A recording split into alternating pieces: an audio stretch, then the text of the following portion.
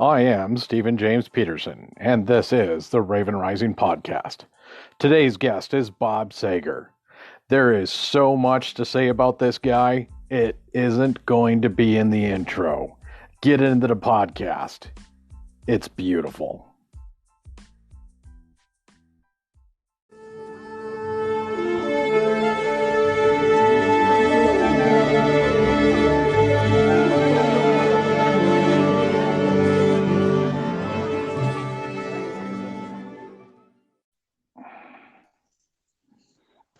Mr. Bob Sager, welcome to the Raven Rising Podcast. Sorry for all the technical difficulties we had to get through there at the beginning. No worries. So, let's begin with you telling people who you are, what you're up to, what you do, and why you're such a phenomenal, fun person to have on this podcast. Man, I'm putting hurdles up there, aren't I? Listen, I appreciate the dynamic intro. That's you give me a reputation to live up to, Stephen.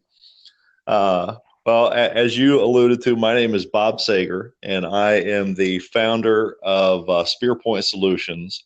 And as way of sort of a mini bio, beyond that, I am also the inventor of an innovative, creative thinking game and app called What's the Big Idea?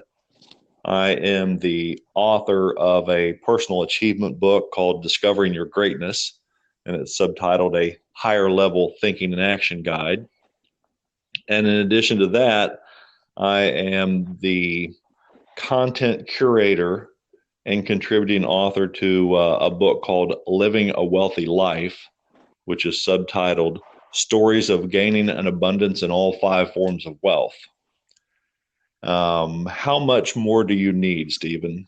I think that gives everybody a really good idea of who you are and what you're up to, and we'll flesh out the rest here in a little bit. Now, if I remember properly, we can actually pick on Marcus Aurelius Anderson here for the introduction between the two of us. Am I correct? We can. We'll either give him the credit or lay the blame, right? He might appreciate either. Marcus is a good guy. So let's dive back into more about you before I really start to dive in with my questions real hard here. Give people an idea of where you come from leading up into how you got to where you are today. Well, that's an interesting story, and I'll try to give you the short version. One of my earliest memories and sort of discovery of the fact that I was bitten with the ambition bug was I was 10 years old, and I asked my parents for something and got the answer that probably a lot of people get, which is we can't afford that. And I decided at my 10-year-old state that I decided I would find a way that I could afford it. And so I have been making money since I was 10 years old. And Stephen, that's a darn long time. So I just remember, I said, well, I will figure out a way. And I remember going door to door in the neighborhood I grew up in, knocking on doors, finding out if people needed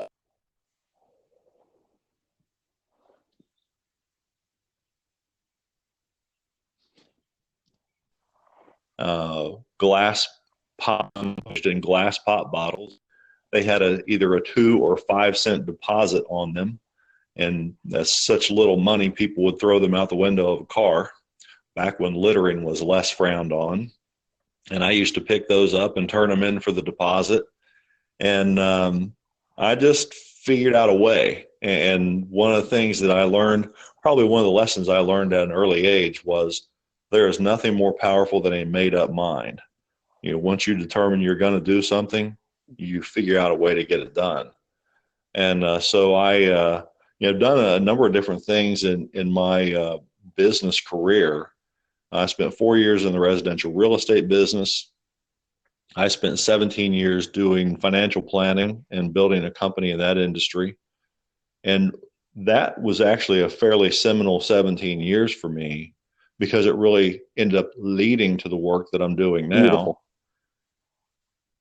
And the purpose was, or the what happened there was that, Stephen, I would see both clients that I worked with and representatives that I hired and trained in my company sabotage themselves financially. And frankly, the more I saw it, the more it bothered me. And it was a vast source of confusion. But it led me to a multi-year study on, I'll summarize it by calling it the psychology of human action or inaction, what makes people do the things that they do or not do the things that they don't do. And that led me to the development of a personal achievement course. And frankly, I learned a lot about myself in the course of that study. And that led me to developing that course, writing the book, which is sort of at the core heart of that course, the one I alluded to before, Discovering Your Greatness. And then that work of training people on those principles led me to the decision that after 17 years in the financial industry, I was going to leave that and strictly focus on helping people achieve bigger goals, achieve more of their true potential in life. And it was really a great decision. I felt like I could positively affect more people in a bigger way faster doing that and teaching those principles. And we can get to, if you want, how in the world that led to teaching innovative thinking and the development of the game. But that starting that company actually led to that. So it's interesting the twists and turns that the life road takes. Oh, absolutely. So, yeah, we're going to dive into the game. Definitely. I want maybe to, when you were going through your psychology study of what helped people get through their self-sabotaging phases, what were some of the key landmark things that just blew your mind when you were doing that? Well, look, almost all human action comes from either avoidance of pain or seeking of pleasure. And people will do dramatically more to avoid pain than they will to seek pleasure. But both motivate action. And most of what happens in people's lives is governed on subconscious motivation, that we have developed patterns that were frankly sort of learned when we were little, and we don't even think about why we do the things that we do, not consciously. And yet those habits act like a thermostat. And to illustrate, if you've got a thermostat in your house or apartment and it's set at 72 degrees, if it gets much above 72 degrees, air conditioning is going to kick on and bring it right back down to where it's set. The same thing, if it gets much below 72 degrees, the heat's going to kick on.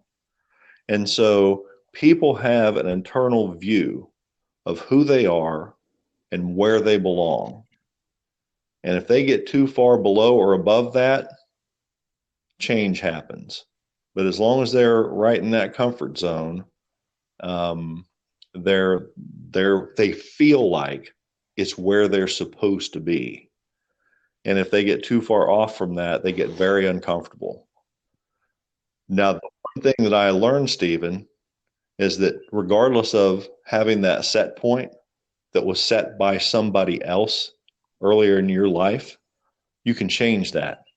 You can change that set point that's living in your subconscious mind. You can change it through conscious input. Oh, absolutely. My prior guests before you came on, we have touched upon different books and other mediums that we've used. And I self-admittedly will say that I'm a work in progress, but that we have touched upon things like Napoleon Hill, Think and Grow Rich. Um, I'm listening to Brendan Burchard's High Performance Habits, this morning as part of my morning routine, um, and other things like that. That it's absolutely crucial for people to understand that they can remap their mind, and the best way to do that, or the only way to do that, is by creating those positive habits and becoming habitually successful. Is that a proper way to term that? Well, without a question, and it's I would call the whole shooting match a paradigm. And what I mean by a paradigm, it's a cluster of habits and beliefs and self-image. And so whatever you believe you are, you're going to live up to. One of my favorite quotes, probably my favorite quote of all time, was Henry Ford. He said, if you believe you can't, right.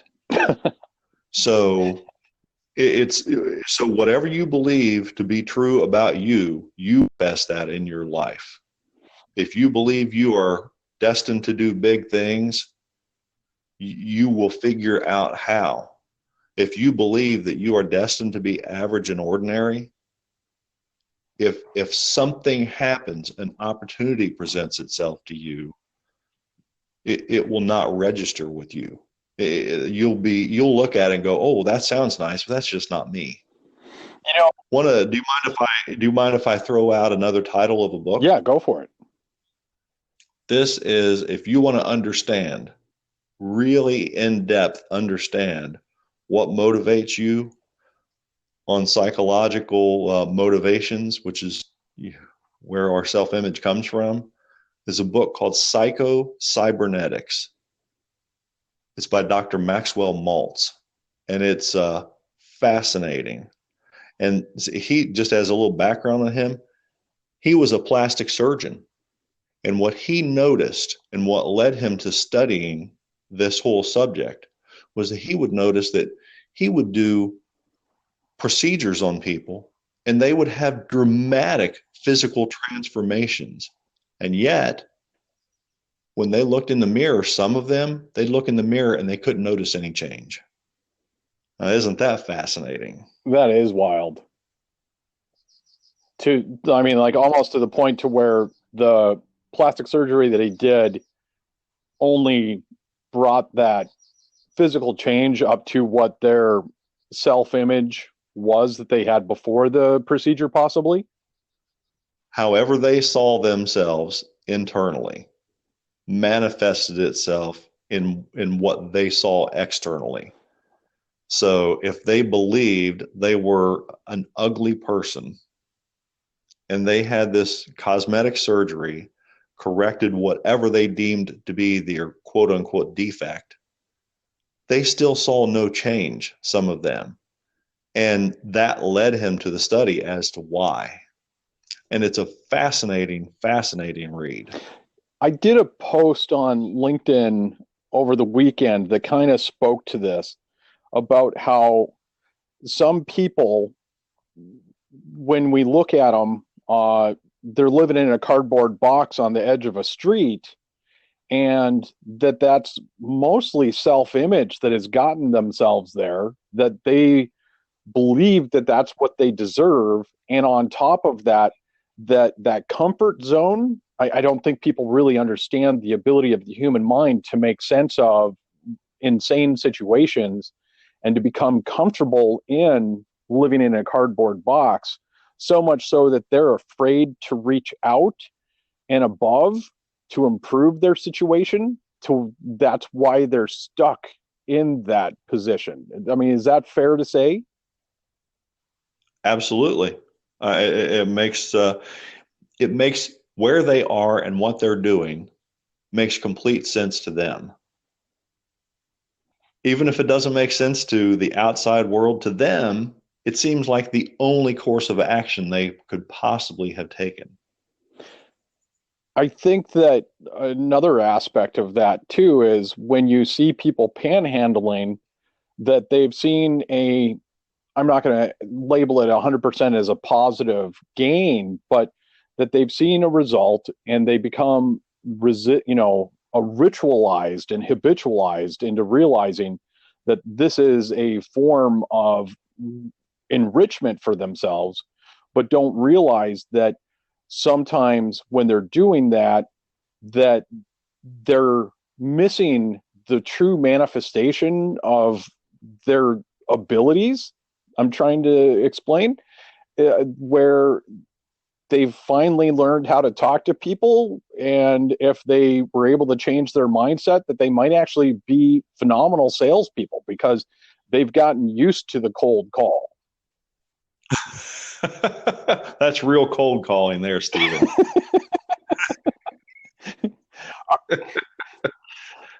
Absolutely. Hey, so I'm going to throw a quick break in here and I'll be right back with you in a couple of seconds. Perfect. All right, we'll be right back.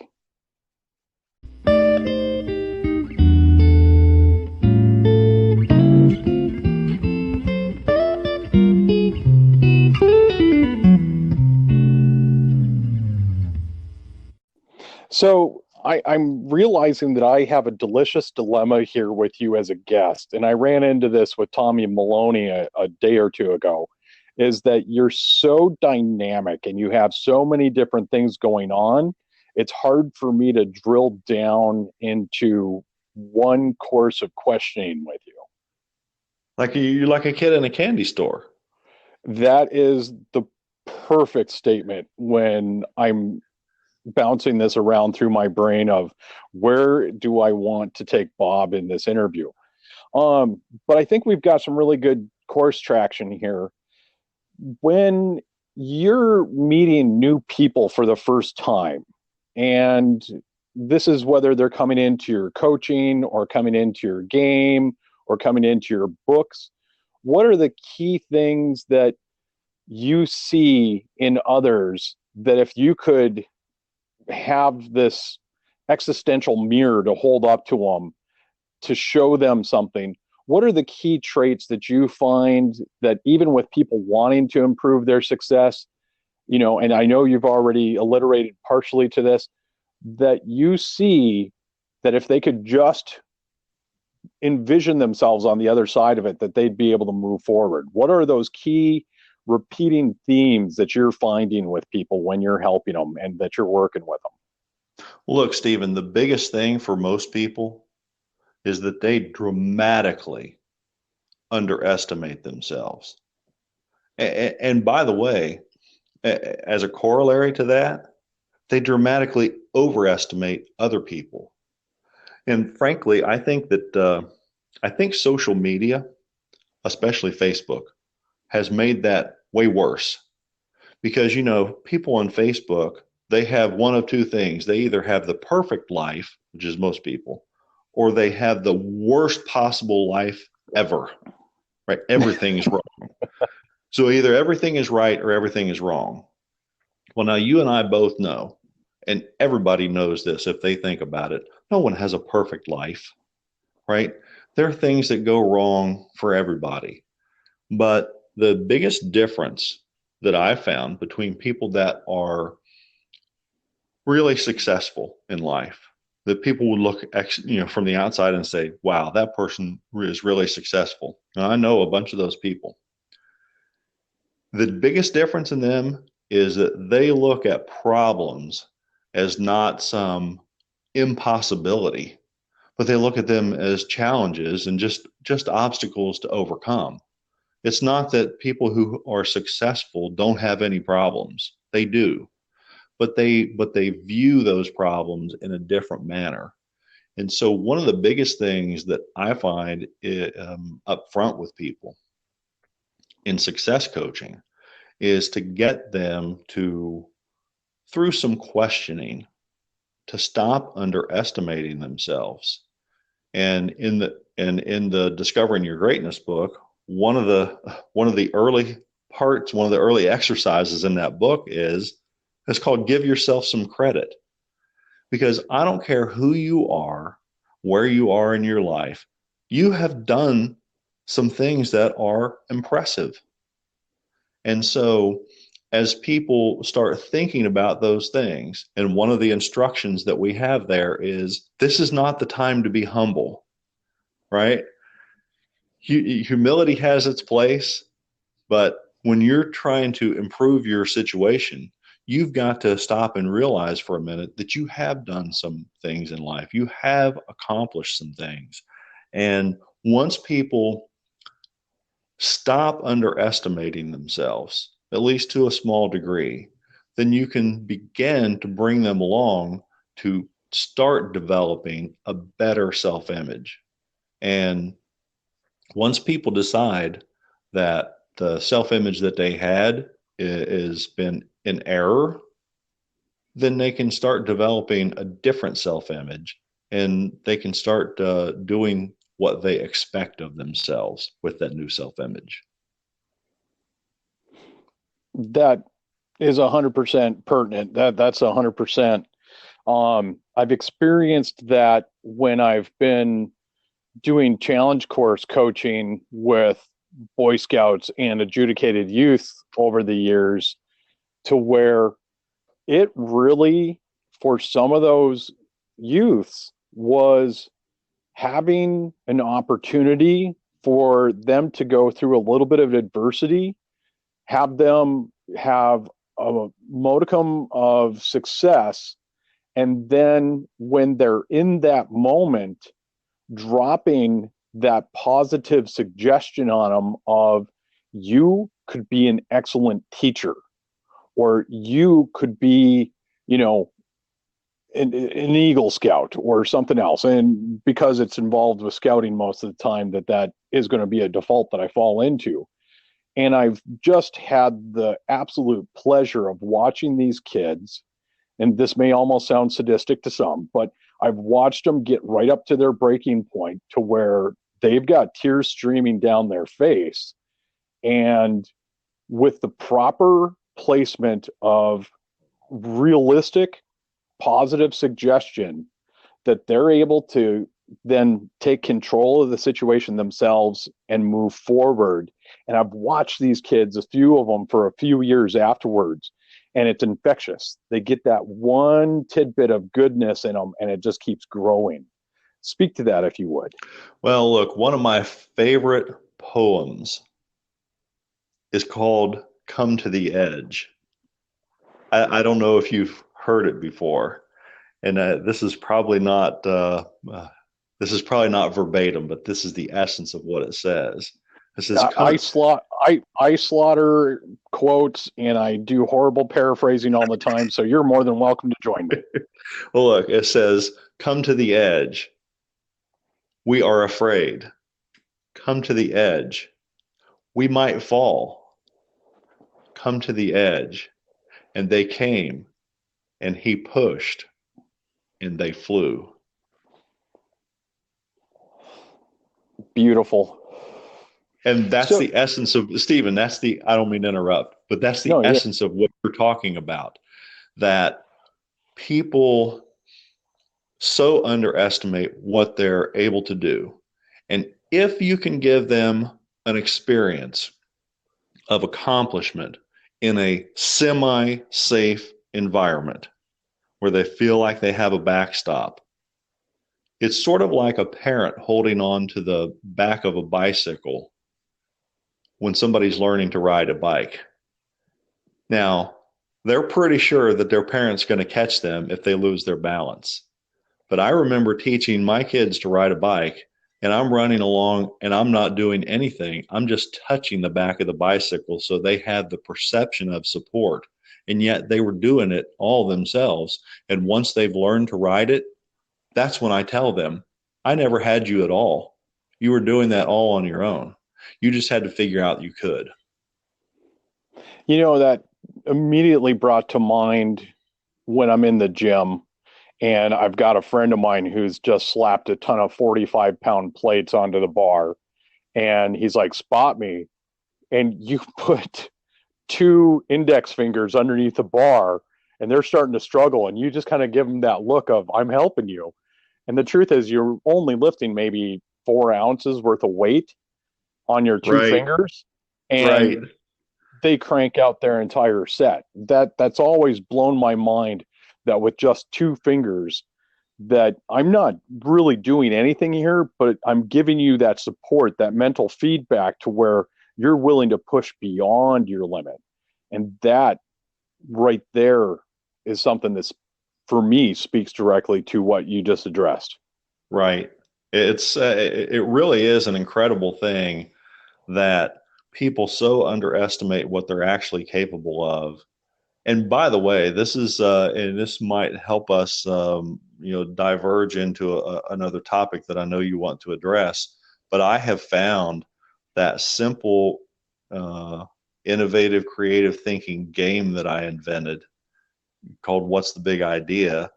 People, when they play that, and again, it's sort of in a non-threatening environment because it's just a game. And when they play that, and they'll, through the course of that game, come up with two or three or four just amazing ideas that some of them are so good, people shock themselves.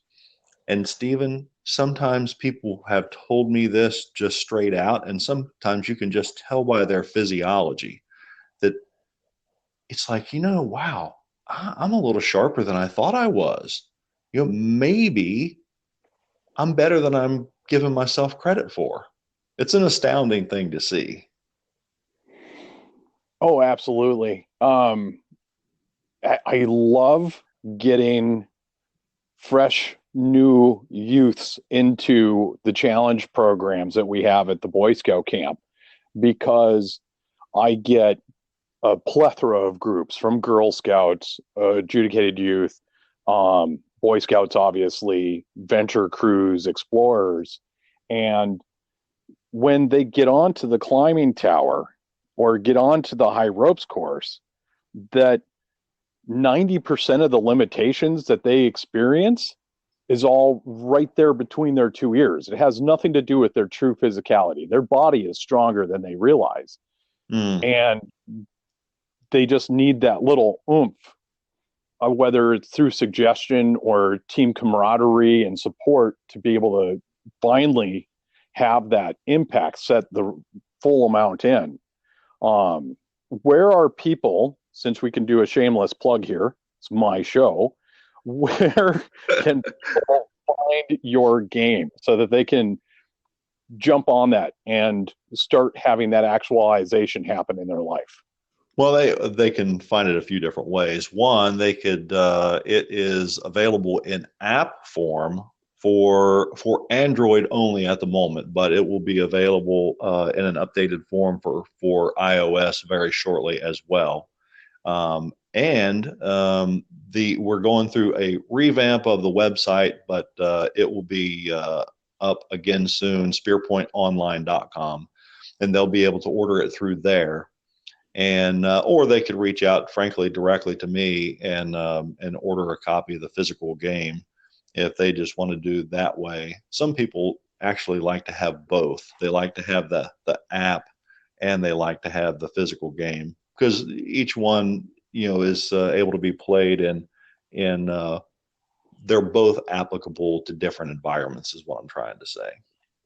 Do you believe that writing down thoughts, ideas, dreams are key for people moving forward? I'm assuming that that is actually an integral part of your game. I know that that's something that you and I have discussed in a different medium on our preceding phone call, but I'd love to hear your take on writing of goals, writing of dreams, and the pursuit thereof. I think writing, especially goals, writing goals down is very important. And here's why I believe that that is so. I think it's two things. One, for us growing up in school, especially people of a certain age, I don't know that this is as applicable to the youth of today. But for those of us who are over 30, the writing things down was one of the ways to anchor that in your mind, right? And it's still the case that when you write your goal down, it has a way of anchoring that in your mind as something that is important to you. But the other part of it, I believe, is this, is writing it down is the first step to taking that from just an idea to it being a reality. And the more times that you can, and this is neuroscience, by the way, the more times that you can write it down and read it, it clarifies to your subconscious mind the importance of that to you. You have declared this is important. And with all the noise that goes on in the world, we have millions of bits worth of information that we are bombarded with every day. And to us, it's all noise except what we've deemed to be important. That's what actually gets through. That's what gets through the filters. So writing things down that you have decided upon are important to you, it's critically important, Stephen.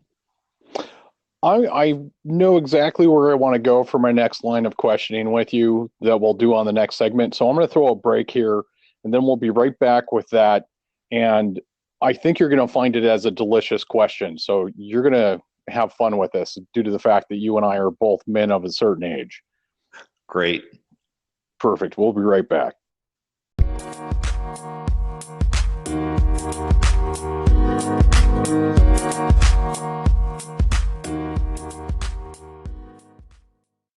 And we are back with Bob Sager. My question that I wanted to go into this with, and it's an age question, but it's not. It should be very relevant to a lot of people. Do you feel or believe that writing something down with pen and paper, pencil and paper, has a complete different impact and manifestation in people's lives than just doing a digital entry onto their device or computer? Absolutely. Absolutely. It just the physical nature of forming those letters with a pen or pencil, or you can do them electronically too. There are programs that you can do that with now, on your phone or on your tablet, but it has a completely different effect on your brain than does typing something out on a QWERTY keyboard. So there's no question that it does. And as you said, people of a certain younger age might have a debate with that. But I can tell you from personal experience that there is a dramatically different effect on your brain from writing it out than typing it out.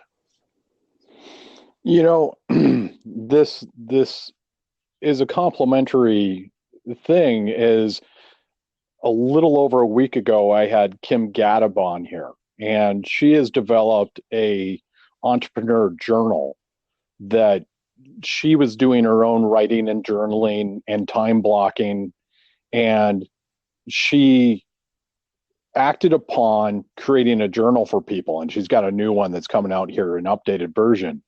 So I just know from my experience that the difference of physically writing something down versus just typing it out in text on QWERTY, that there's a significant difference for me on the actualization of those goals and what I do to pursue them. So that's why I wanted to lead into that.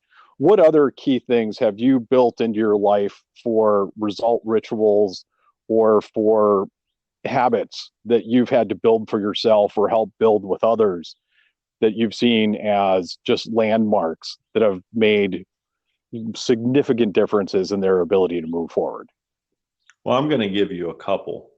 The first habit that people have is, and look, people are going to be in denial about this, but if they journal this, they will discover how much time they waste watching television. You know, I remember reading somewhere once that the ancient Romans had their circuses, and modern day human beings have television. It's a it's something that people do to distract themselves from their life. And I know that probably sounds a little harsh, but I will tell you that if you really want to accomplish something, take the next 7 days, 1 week. In fact, you don't even have to do that long. Take this Monday, which is when we're recording this, and take it through Friday and write down every time you watch television, write that down, how long you watched and why you were watching. Oh, I think And if you yeah, you're 100% on point, because I think we've heard the same stories and numbers that the average American watches between 40 to 80 hours a week of television programming. That's a phenomenal number. Some people are putting more time into TV than they do into their own careers. Here's the second thing that I would recommend. This is an ancillary point regarding that, is begin to eliminate 1 hour, 1 hour a day of the amount of television that you watch. And frankly, especially the news. Amen. What happens when people watch the news is the news media are in the calamity business. And so if you watch the news, you believe the world is a terrible, hard, cruel, and getting worse place. Because the news, if they don't have a latest tragedy to tell you about, they'll tell you about the anniversary of bad news, right? And it's a constant negative feedback. And especially, by the way, I would say that hour before you go to sleep at night, never, never, never, ever watch news then, because then you get to sleep on all that bad news. And I'm not saying don't be informed, but there's a difference in being informed and being inundated.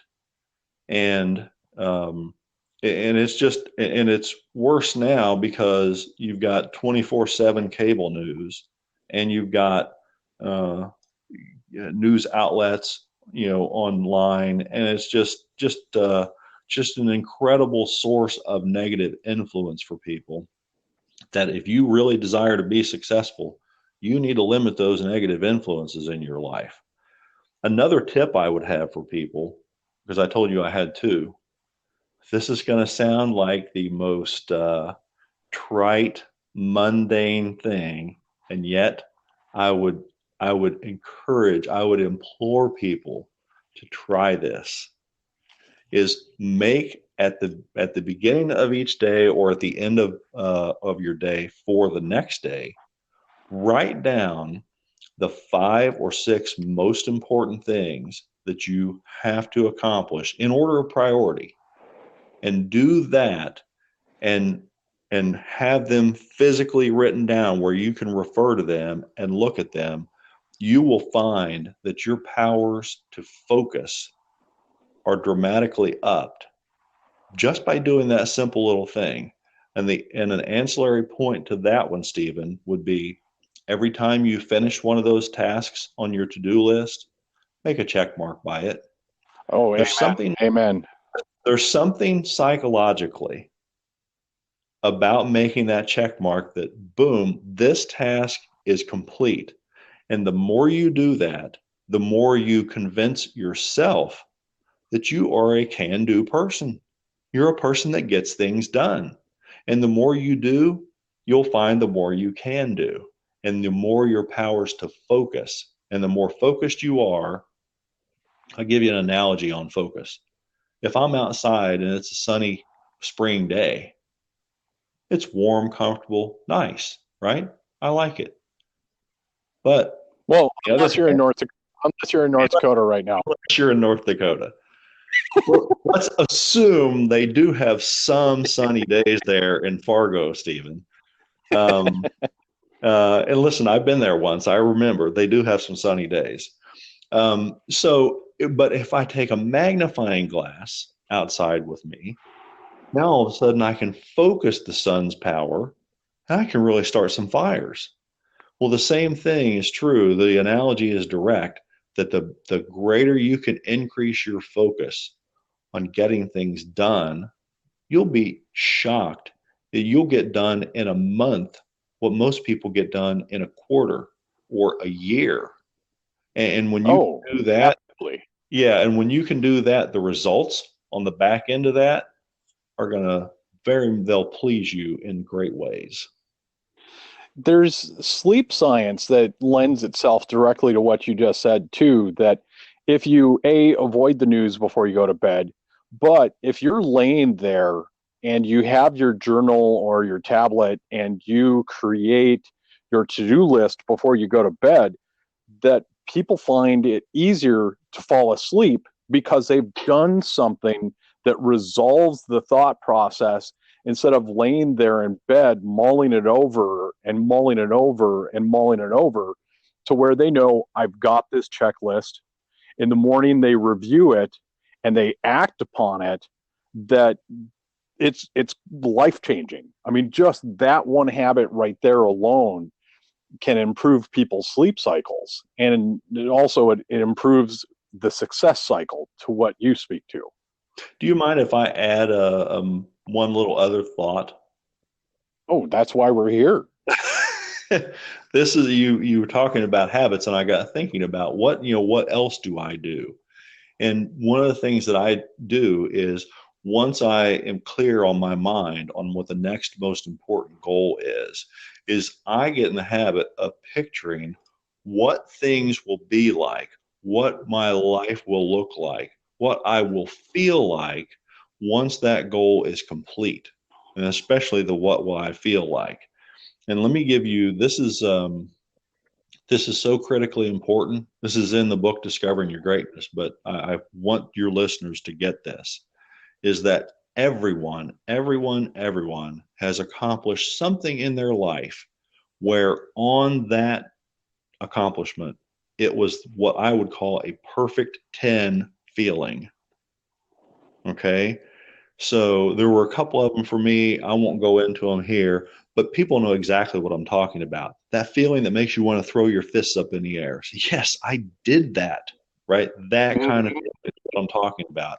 And whenever you think about the accomplishment of your next immediate priority goal, that feeling is what you want to associate with that thought. Because when you associate that feeling with the thought of accomplishing your goal, it it does magic in your life, that you start seeing things in a different way. You start recognizing when there are opportunities to accelerate the path to the accomplishment of that goal. That if you weren't having that feeling, those opportunities to accelerate your accomplishments would be invisible to you. They were there, but they weren't visible to you. For myself, it's 100% that, and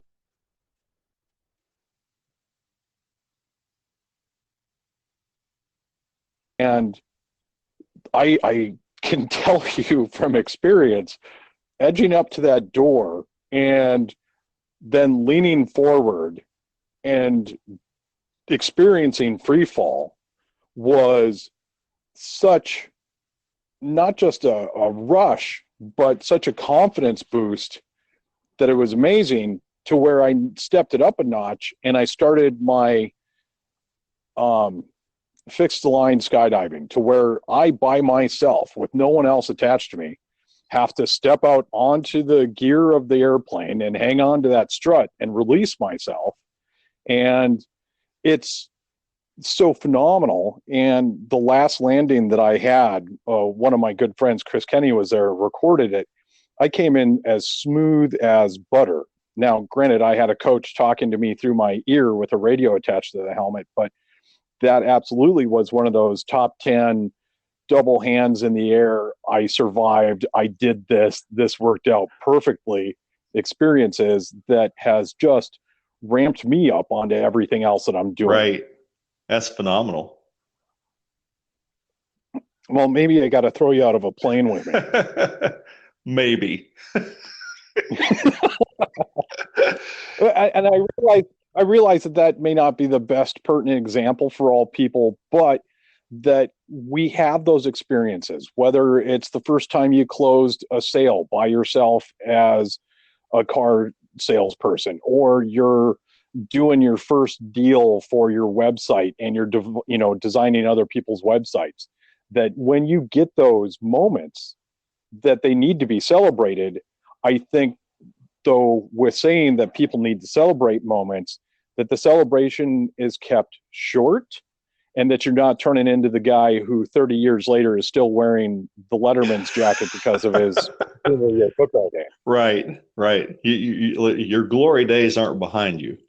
If you're living life, Never. your glory days, your best days are still yet to come. Oh, absolutely. So I'm going to throw an early break in here. I know where I want to take you to next in this conversation, so we'll be right back. Awesome.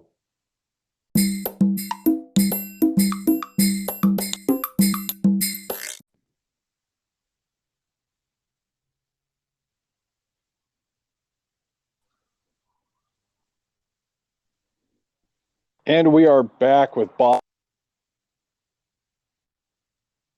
And he's already dropping huge gold nuggets for people that want to create an entrepreneurial life for themselves. It's not even entrepreneurship, though. I mean, you're talking about if people get this actualization into their head, that this could affect their singing, this could affect their art as a painter or as any other type of creative work that they do. This is all encompassing. Am I right? Oh, if you're a human being, yeah.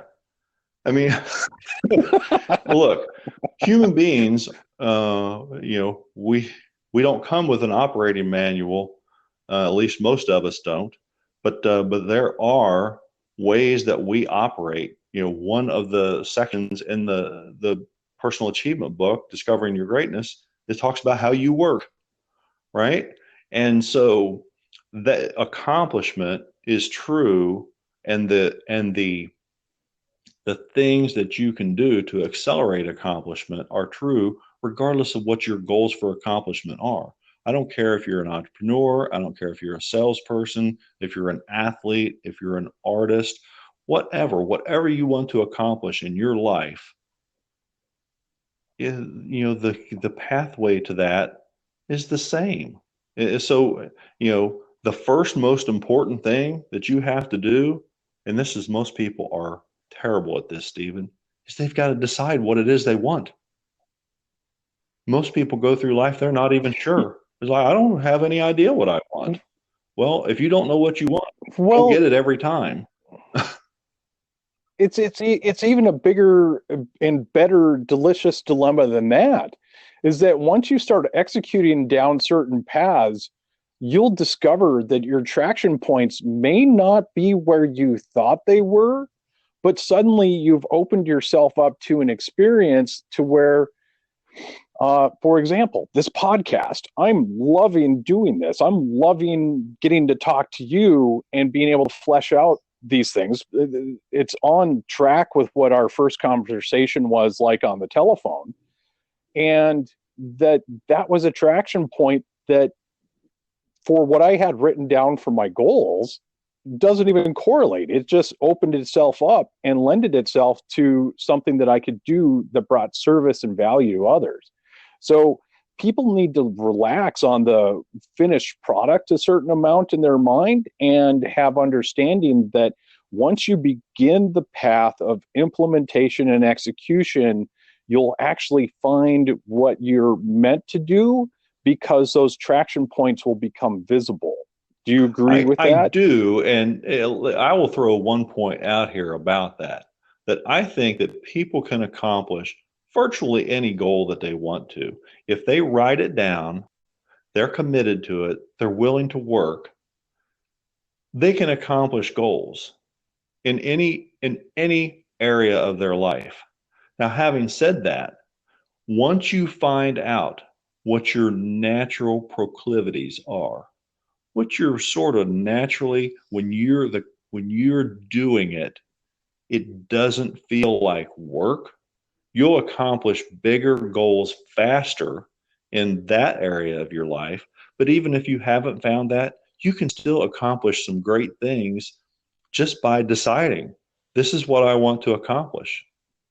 Maybe I'm an artist, but I'm currently in the sales industry. Well, I set sales goals, I write them down, I commit to them, and I go about doing that and take action and develop the habits to do that. I can accomplish sales goals even if I'm not a quote unquote natural salesperson. Oh, I think that that's absolutely true. So let's get back into some of the projects or the book and other things that you've got going on. If you're speaking to a first-time listener that maybe has not heard any of the other episodes here, has never encountered you, has never encountered me before, but this is our first taste or their first taste of us, what are some of the things that you would share to people that are jumping into that world of self-actualization, of being able to execute upon finding their true self, to find their better self? That's a great question. Way. It's a loaded question, isn't it? Well, listen, it is a great question. And let me tell you why people don't accomplish things is they don't set goals because they don't know what they want. But frankly, even people who set goals, they set goals based on one of two things, most people. One, they set goals to accomplish something that they think they ought to want. Or number two, they set goals based on what someone else wants them to want. The person who's an outstanding academic person and maybe they're good in math, some well-intentioned advisor or their parents say, hey, you're really good at math, you should be an accountant or an engineer. So they go and they spend time, effort, and money going to engineering school. I have a friend of mine who did that exact thing I'm just talking about right there.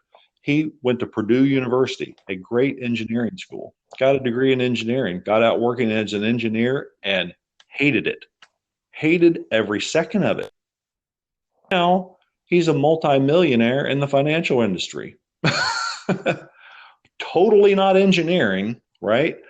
So what I would tell people regarding setting goals is figure out if it's your true goal. Now, here's a way to do that. I'll give you an example. Let's say you had a goal to get a new car and you know somebody who you believe is successful and they drive a Mercedes or a BMW or an Audi or some other high dollar car, a Tesla maybe. And you go, wow, that's what I should want. And so you set a goal to get that. Now, if that's not something that is really important to you at a core emotional level, you will likely never achieve it because it is not going to invoke in you that consistent and persistent action that you need to take to accomplish any sort of a meaningful big goal. So here's a test to how you can know if it's really one of your true goals is that let's say you've gotten that car. In your mind, you've already gotten that car. I want you to imagine driving that car, using it, enjoying it for yourself, but with one caveat. Nobody else can know about it. Only you. You get to use and enjoy it for yourself, but you can't show it off. Mm-hmm. You can't rub it in people's face, right? None of that. It's just for you. Now, do you still want it based on that? And if you do, that's one of your true core goals.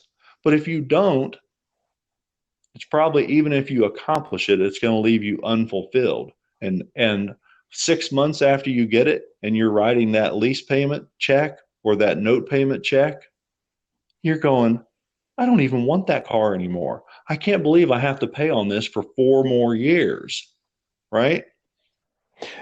Oh, I think we could even step that up a notch. That when people are using something like a car or a house, and I realize that financial situations are different for everybody, but that they need to not even look at the financing idea of that, that they need to step it up a notch to see how much cash they can pay for that car. See if they can get to the point to where they are paying cash for 100% of that, to where there is no financing. And, if they're going to even do something like that to build their credit report, that they look at the 0% financing for 6 months, put it on that, and then pay off the entire loan.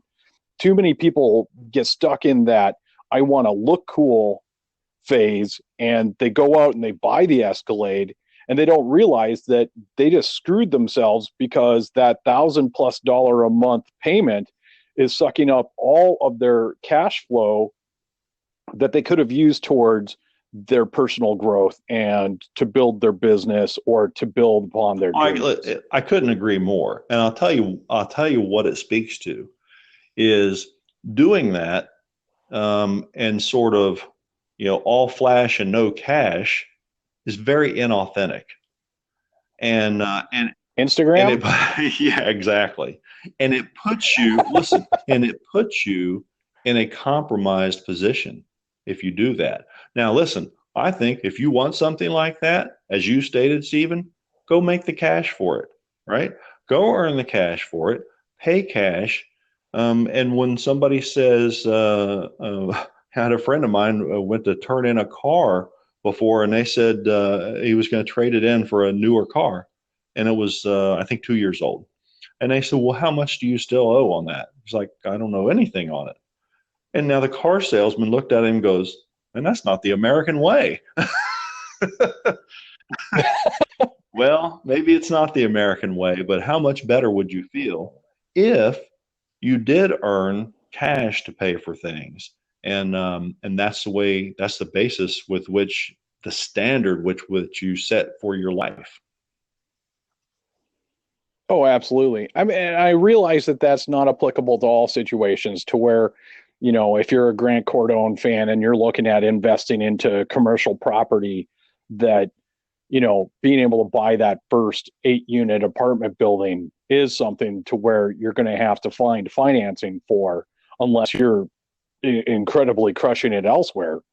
But there are certain times to where that financing should be used. I don't see it ever working out for people, though, when they came into the car dealership. And this is one of the reasons why I left that industry, was that I don't want to be the salesperson that enabled you to get into a car loan that's destroying your livelihood, your quality of life, because you're having to make these ridiculous payments. If you can't afford that payment, then you need to get rid of the satellite radio. Let me put you into a car that actually makes better sense for you. It may not be as flashy to your friends, but that's going to skyrocket you above them, because you've got money in the bank that you can do things with, when all your friends around you are making all those insane mortgage payments, boat payments, and car Oh, no payments. doubt. And look, when you have personal savings, you walk taller, right? You live your life at less of a sort of nervous outlook, because when you owe on things, especially consumer items, this is a good mantra for people on that. It's okay to borrow to produce, like you're talking about. There's a concept in finance called arbitrage, where, if you are borrowing and you're, let's say, it doesn't matter what the rate that you're paying is. If you're borrowing at, let's say, 6 or 4, but you can produce a 10% return, then that's a net positive. But if you're borrowing, never, never, never, never borrow to consume. If you have to borrow to consume, you shouldn't be consuming that.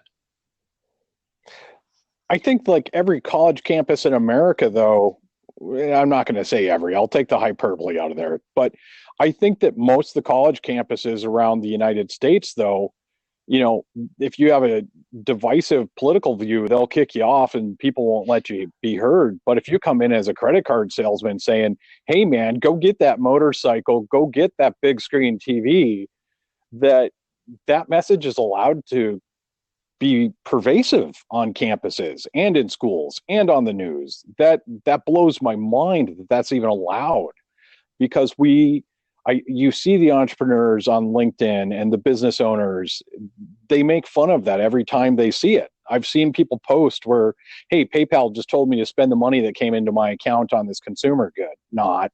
Yeah. Well, look, that's the same mindset as the drug dealer, right? Get them hooked early. Truth. There is a lot of truth there. Yeah. So let's see. I'm going to throw a break in here and then we'll be right back with you. I think that some people that are already on the track that you're on are just going to be sitting there nodding, saying, hell yeah. But I want to drop into a couple of things to where the people that have not begun this journey down that self-actualization and creation of themselves may be offended to. So I want to bring some of that up, if you don't mind. Uh-oh, we're going to make people mad. Yes. You know, we got to make it uncomfortable for them to grow. Well, that's right. That's right. Okay, no worries. I'm with you. We'll be right back after the break.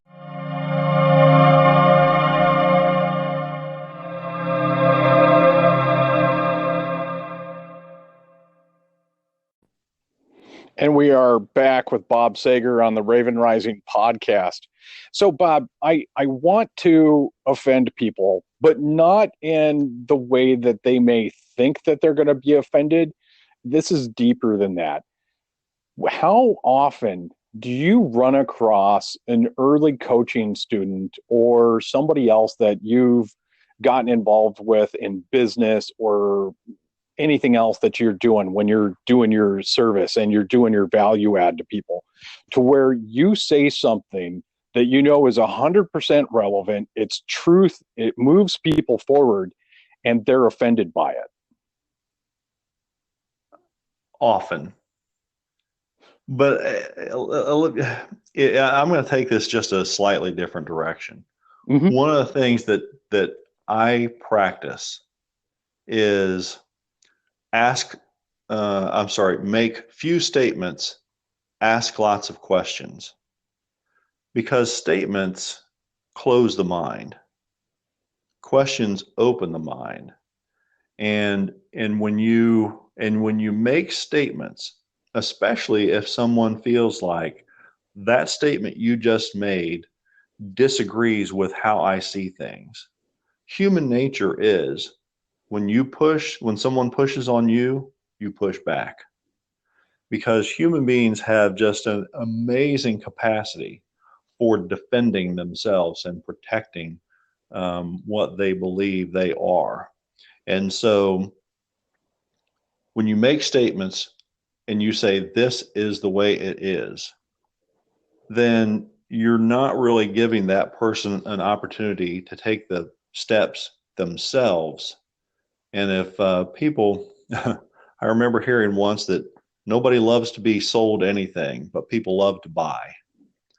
And so asking questions in the right way gets people to make the decision and take the journey with you on their own accord, as opposed to just you taking them there or attempting to push them there.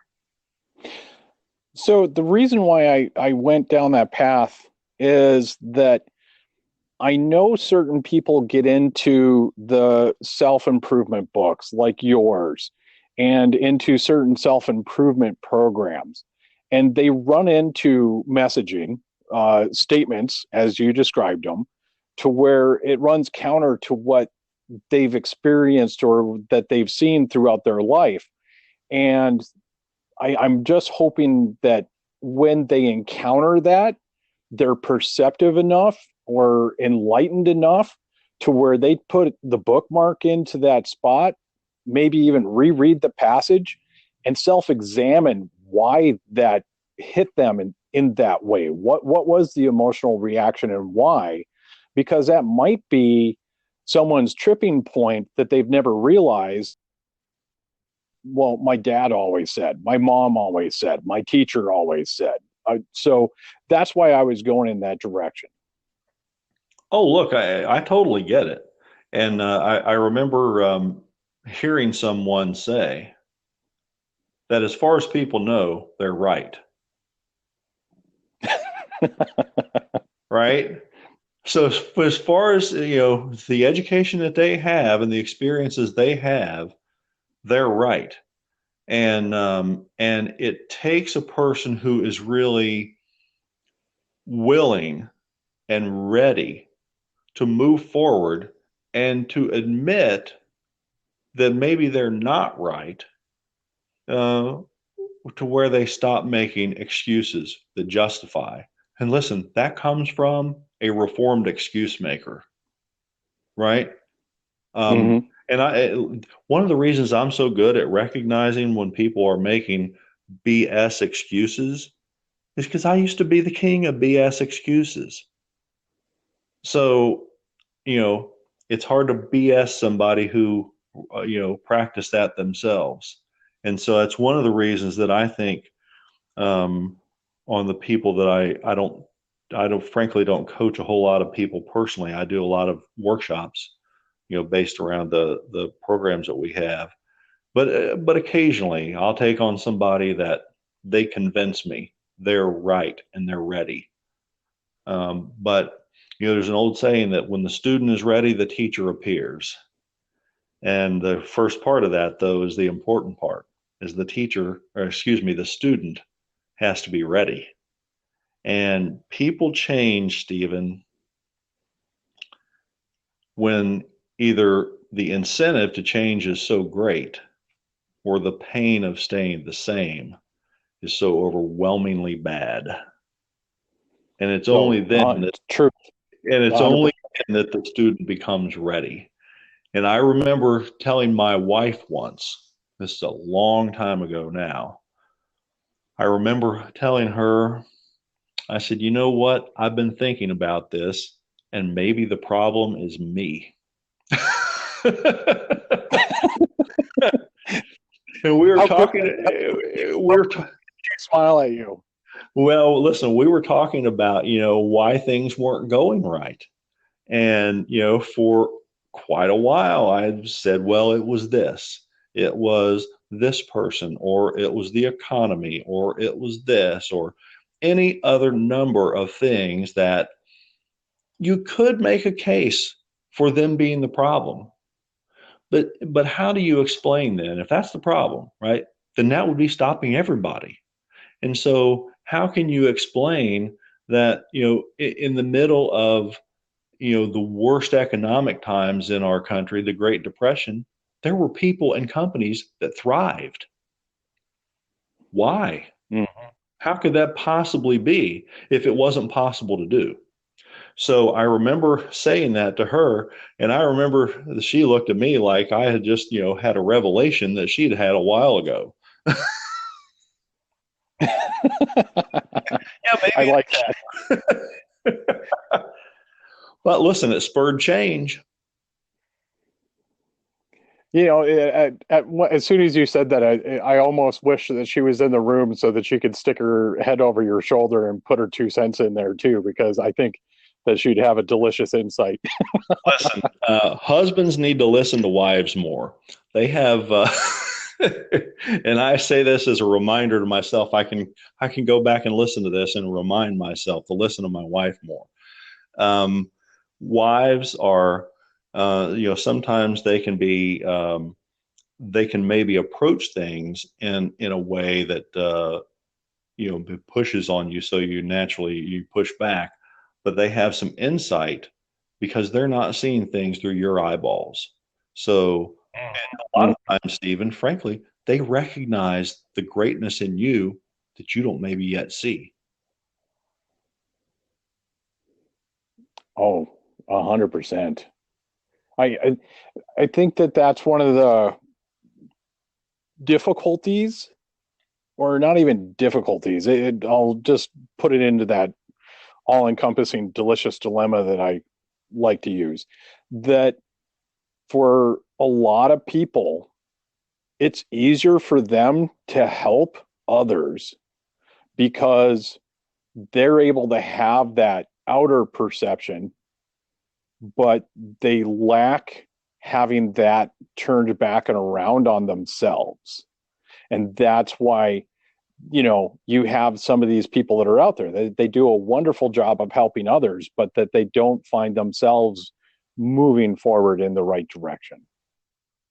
Do you mind if I add what I think is some pretty important insight on that? Bob, it's the whole reason why you're here, baby. There is a saying that I guarantee almost 99 out of 100, maybe 100 out of 100 people listening to this podcast will have heard when they were growing up. That's totally bogus. And the saying is, it's better to give than to receive. That's not true. And I'll tell you why it's not true. Because if you are selfish enough to believe that, then when somebody is trying to give to you and you won't receive because you think it's better to give than to receive, then you are depriving them of the opportunity to get that great feeling that you get when you do give to somebody. So you have to be open to receive. When somebody says to me, "Hey, Bob, you've done a lot to help me. How can I help you?" I let them know, right? Here's how. And but I always, always, always start my relationships by helping others and asking them what I can do for them and being a value starter. I call that enlightened self-interest because Well, that's exactly how you ended up on this podcast, though, is that we were having that conversation between each other of, hey, how can I help you? Hey, I can help you do this. That's what we were batting around. And I was like, Bob, let's get you on my podcast. Let me add a ton of value here to let people know about your books, about your game, about, your workshops. And that's how you got here. And I appreciate the fact that you allowed me to do this because you saw how much traffic I caused for you, which I need to finish the loop there. But what I was throwing at you on LinkedIn to help you on one of your projects, right. I have a massive amount of value to bring to you. And it's just a lot of fun to do it. And eventually we'll find that sweet spot of where you're going to help me back, but I'm not like pursuing that in such a way to where you feel like I'm trying to take advantage of you. Rather, it's like, no, Bob, I want to help you get these couple of things put into play. And this is also where Marcus Aurelius pops back in, because that's what got that mental loop going for me of, hey, wow, I can help Bob execute on this because of what he did with Marcus. That's happening in the background, the back channels that people don't see. So absolutely being able to help somebody and allow them to manifest that is huge.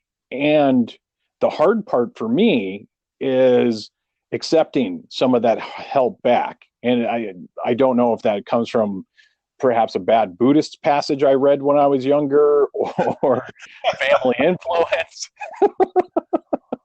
Well, Stephen, I'm going to repeat what I said. Stop being selfish. Let people help you, dude. Serious, and look, that whole mindset right there, this is applicable to everybody that's listening to this. If you have a relationship, whether it's as a parent, whether it's as at a work relationship, but especially in a marital relationship, if you want your spouse to be more loving, guess what? You be more loving first. You appreciate them. You appreciate them and do those little things. Like, remember back when you were dating and you were trying to win his or her heart, and you did all those things that boyfriends and girlfriends do? Do some of those things again and see how much your relationship improves. Oh, absolutely. And the funny thing is that what you had just said here in the last minute corresponds with something that Tommy Maloney, my last guest on the podcast, had actually executed on and was rightfully taking me to task on the podcast. And I actually appreciate that. There's no way to hide it from people. To where he's like, so when are you going to start like actually charging people for the value that you bring to them? Because, like I had told them, I made some connections in the last couple of weeks for people to where I added at least $250,000 to their bottom line before the end of this year. That's awesome. And, I think I blew those people's minds, though, because there was no equity ask or percentage ask on that. It was just like, hey, here you go. This guy needs you. You are able to do this. Let me introduce you to him. Oh, by the way, here's a couple of other channels of distribution for your tequila, for your mezcal, for your sotol. Let me get you hooked up over there. And a couple of them were so blown away by this. The arbitrage, though, is beautiful that a few of them reached out. They're like, hey, man, I know this up and coming mezcal brand. They have their distillery. Let me introduce you to them because they'd love to get you on board. So there is arbitrage there that I'm accepting and I'm taking advantage of in the right way, a kind way, in a nice way. But it's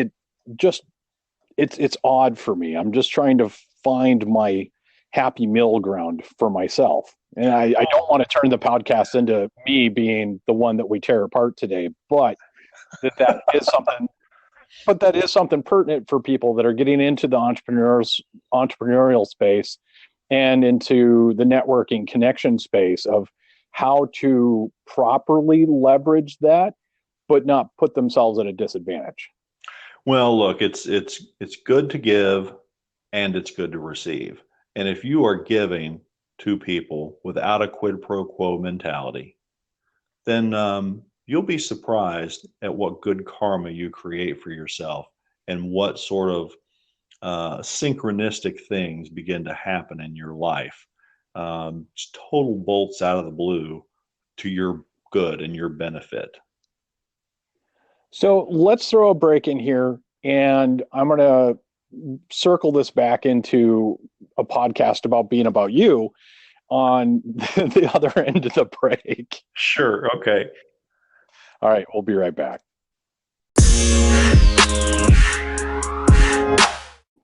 And we are back with Bob Sager on the Raven Rising podcast. So, Bob, again, if somebody's new to you, how would you suggest them to approach you and also to get involved in these hugely valuable gold mines that you've produced for them? Well, a couple of things. One, if somebody wants to connect with me personally, LinkedIn is by far the best platform. I don't know if I'm the only Bob Sager on LinkedIn, but if you type in linkedin.com /n/Bob Sager, BOBSAGER, that'll bring you to my profile. Once I get to them, I accept almost every connection request. I won't say I'm a totally open networker, but unless you look like a scammer or you look like you have a fake profile, you got 2 connections, no picture, and no information. But other than those, I probably connect with you. And so that's probably the best way. And then, on my LinkedIn profile, over to Amazon to find both of the books. We haven't really talked about Living a Wealthy Life very much, but certainly to Discovering Your Greatness And do you mind if I mention a little bit about living a wealthy life? When you mentioned that just now, I realized that that is a direction that we need to go in here. So absolutely Well, speak to that. yeah, I don't know how much time we have left, but let's do talk That's about that because I think you. it's so important. Living a wealthy life is it's a book about, and it's subtitled Stories of Gaining an Abundance in All Five Forms of Wealth. And when most people, at least this is what I've experienced in my life, when they think about wealth, they're thinking about money only. And while money is important, and anybody tells you it's not important probably doesn't have any, it is important, right? If you think it's important, tell the mortgage company that you don't think money's important. They'll tell you they think it is, right? So, so money is important, and it's an aspect of wealth, but it's only one part. In my estimation, there are five forms: money, time, satisfaction, relationships, and health. And if you don't have a relative abundance in all of those and a balance between them, you don't really have much of a wealthy lifestyle. I mean, I know people that have a lot of dough, but they're divorced four times. All that's important to them is money. Now, I don't know if your listeners know who Bob Proctor is, but if they don't, they should look him up. I heard him say once, love people, use money, and never get those two things reversed, right? Mm-hmm. So, so but you've got to, if you want to lead a healthy, meaningful life, it's no good to have all the money in the world if your relationships are terrible, if you hate what you do, and if you can't walk up a flight of stairs without getting winded. I mean, that's not much of a life. Yeah, And so, you could have all the money in the world, and if you can't get yourself moved around and enjoy the fact that you have all that, it's all for naught. right, right. I mean, look, at the end of your life, what are you going to remember? You going to remember all the dough you made, or are you going to remember all the fun adventures you had with people? Right? That's what you're going to remember. That's what a good life is made of. At least that's my estimation. And so the book it's an anthology of 39 true stories of people who had a lack of and then gained an abundance in one or more of those five forms of wealth. And I'll tell you, some of the stories in there are so emotionally moving. It's just incredible. And it really is a phenomenal book. And this sort of speaks to something that we were talking about early in this conversation, where the process of putting that book together was one of those things that once you get a firm goal in mind, things just sort of have a way of lining themselves up. And I'll try to give you the short version of how that project came together. I was driving along in a car, not even thinking about business at all. I think it was a Sunday afternoon, and I got what I call an inspired notion. A thought popped into my mind that you should write a book about the five forms of wealth. Now, understand, I've been teaching about there being five forms of wealth in the coaching I've done for years, but I really wasn't thinking about writing a book about it. But when that thought popped into my mind, Stephen, I said, wow, that's a really good idea. I like that a lot. And then my default is how will things work, not how will they not work. But being a human being, periodically you have a doubt pop in there. And right after I thought that's a good idea, I thought, you know what? I really don't have time to write another book. I got too much other stuff going on. But I'm telling you, another inspired thought, not even 90 seconds later, popped into my mind and said, don't write it all yourself. I'm like, oh, that's even better. That's even better because I can find people that can contribute their story, and it'll be way better by bringing people together and compiling those stories than if I try to write it all myself. It'll be way better anyway. And so as I mentioned, there are 39 stories in there. Well, in the beginning, I had myself and three other people in mind that I thought I knew their stories, I knew them, and I knew their stories would go well in the concept for the book. So, where to find the rest of them? It, once I had fixed in my mind, this is the date that I want it done, then people just sort of started coming out of the woodwork. I started getting referrals to people. I started, reaching out to people and asking them, "Hey, this is a project I'm working on. Who do you know that maybe has a good true story that would fit in here?"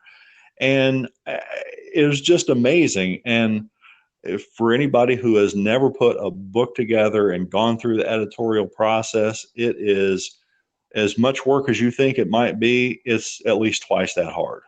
So it's not for the faint of heart.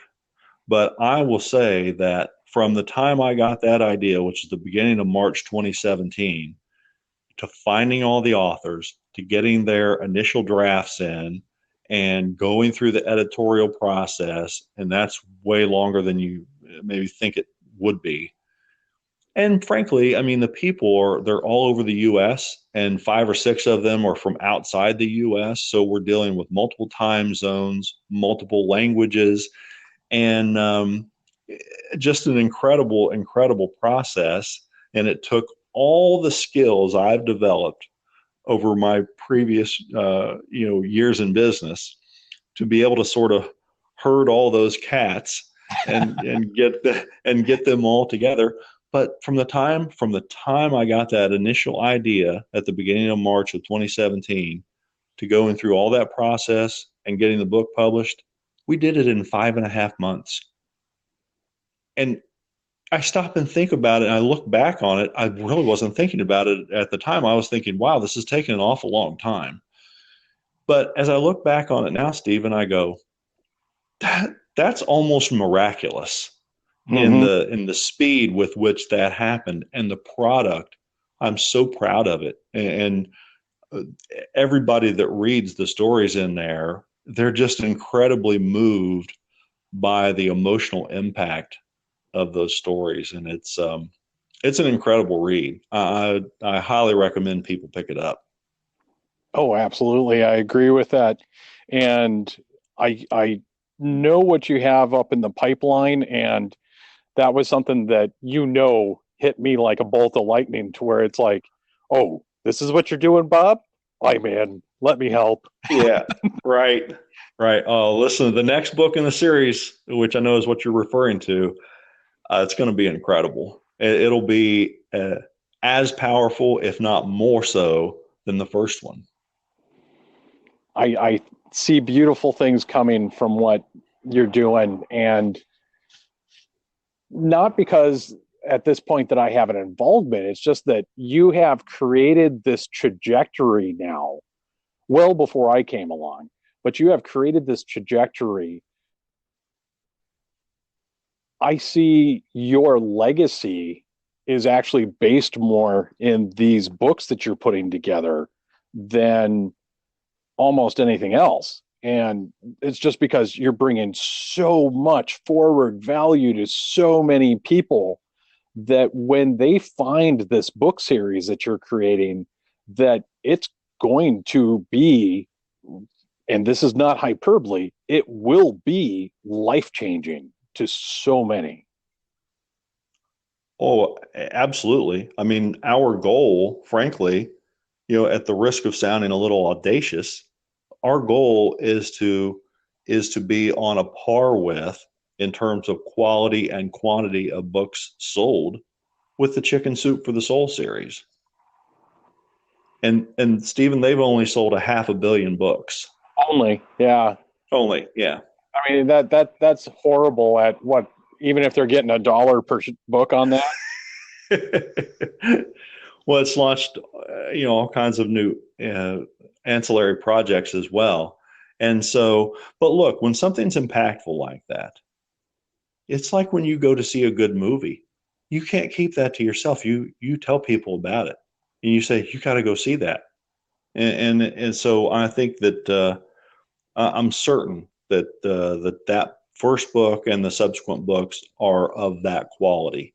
And it's something that really I envision it becoming a phenomenon just because it does add so much value to so many people, which fits right in, by the way, with my mantra.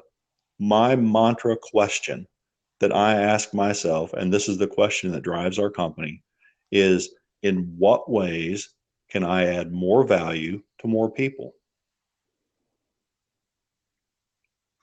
You can repeat that a couple more times if you want. Listen, I think people ought to get in the habit of asking themselves that question because it opens up the mind to so many possibilities. If you continuously ask yourself, in what ways can I add more value to more people? And that's what your focus becomes. Well, guess what will happen on the back end of that? The money that you make, the prestige you get, all that stuff that you want, it'll all emanate from that because that's where money comes from.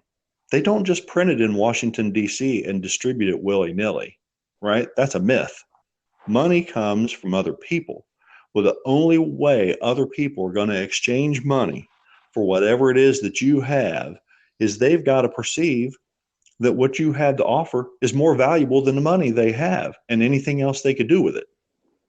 Oh, absolutely, absolutely. There's no doubt there. Um, that circles back to something that I spoke to earlier. It's I'm making connections with people, not looking to shake them down for what's in their pockets, but you know, to add value to what they're doing. And the arbitrage of that, my favorite part each time is when I I get a multimillionaire on the phone and they open up the floodgates of their brain that they ask the questions of me, I answer them, and then this torrent, this fire hose is unleashed upon me of, hey, so this is what I would do. And I think that that's one of the big questions that people need to become more comfortable asking is finding ways to bring their projects to other people and saying, hey, so this is what I'm doing. How would you do it better? And here's some insight for people too. Just in case they're intimidated, is that the bigger people get, for the most part, it's not true in 100% of the cases, but it's true in 90+%. The bigger people get, the more successful they get, the nicer they are. So don't be afraid or intimidated to reach out to somebody.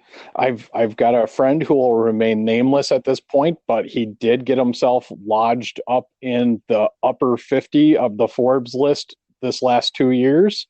And he's awesome. I love him because when I tap him for questions, he automatically knows I'm coming with just one question. I know that his experience set is so huge to where he can answer it, but he's just going to expand my entire perception of the question. And, you know, I always try to find another way to, you know, pay him through connection or value or something else in return to where he continues to answer the phone and he continues to answer my questions. And it's amazing because the people need to understand that as they become value forward and they learn how to properly approach and address people to where you can get probably Vaynerchuk on the phone, or you could get Kerwin Ray to talk to you, or you could get, you know, somebody off the Forbes list to actually engage in conversation with you, as long as they see that you are there with an intentional value, that you're not just there to take. Absolutely. You're spot on, and you can speak to that from your own experience. Yeah, absolutely. Hey, so let's throw a break in here, and we'll be right back after that. And I want you to go more in depth a little bit on your 5 aspects of wealth for people, so that Okay. that really gets hammered home so much more, because that correlates with other people that have been on here, and the messaging needs to get out into the general public more, because I think that that's part of the reason why we have such a big economic divide in this country, is that people fixate too much on the money.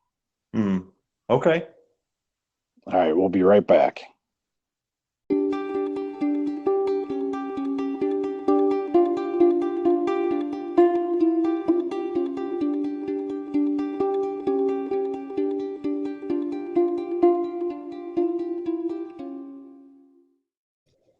And we are back with Bob Sager on the Raven Rising podcast. So let's flesh out that book of yours a little bit more, so that I realize that you're only going to be able to do a cursory explanation here, but I really want more people to find that and to get that messaging into their headspace. It has the ability to reconstruct a lot of the social structures that we have in this country if people just really attach the messaging that you're sharing with them more into their lives, and break away from that television watching that we discussed in the beginning of this. Right. Well, look, the health, as I had laid them out before, money, time, satisfaction, relationships, and health. Those are the things that go into building a quality life. I had an interesting experience once, Stephen. I had a friend who makes over $1 million a year, and we were talking about money, and this is a long time ago, and I said, "Hey, money's not everything."